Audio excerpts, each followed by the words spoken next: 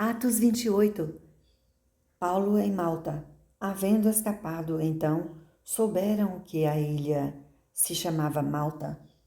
e os bárbaros usaram conosco de não pouca humanidade, porque, acendendo uma grande fogueira, nos recolheram a todos por causa da chuva que caía e por causa do frio. E havendo Paulo ajuntado uma quantidade de vides e pondo-as no fogo, uma víbora, fugindo do calor, lhe acometeu a mão, e os bárbaros, vendo-lhe a víbora pendurada na mão, diziam uns aos outros: certamente este homem é homicida, visto como, escapando do mar, a justiça não o deixa viver. Mas, sacudindo ele a víbora no fogo, não padeceu nenhum mal, e eles esperavam que viesse a inchar ou cair, morto e de repente, mas, tendo esperado já muito, e vendo que nenhum incômodo lhe sobrevinha, mudando de parecer, diziam um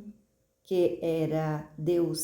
E ali, próximo daquele mesmo lugar, havia umas herdades que pertenciam ao principal da ilha, por nome Públio,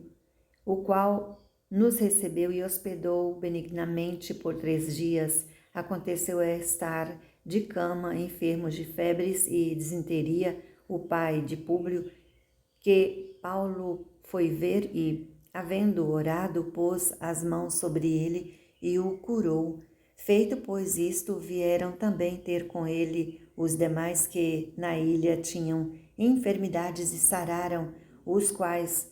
nos distinguiram também com muitas honras e, havendo de navegar, nos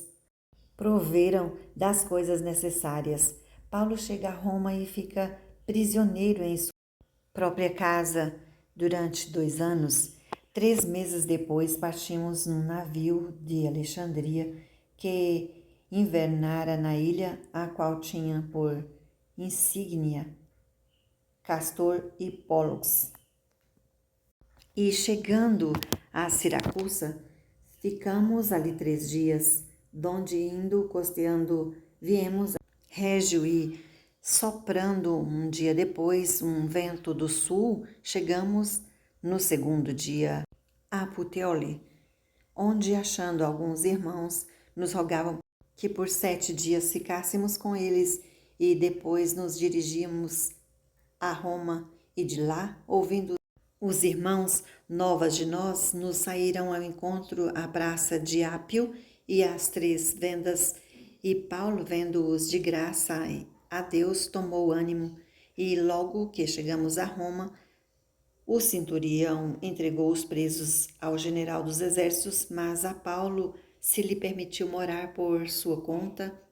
com os soldados que o guardavam. E aconteceu que, 3 dias depois, Paulo convocou os principais dos judeus e, junto eles, lhes disse: varões, irmãos, não havendo eu feito nada contra o povo ou contra os ritos paternos, vim, contudo, preso desde Jerusalém, entregue nas mãos dos romanos, os quais, havendo-me examinado, queriam soltar-me por não haver em mim crime algum de morte. Mas, opondo-se os judeus, foi-me forçoso apelar para César, não tendo, contudo, de me acusar a minha nação. Por esta causa vos chamei para vos ver e falar, porque pela esperança de Israel estou com esta cadeia.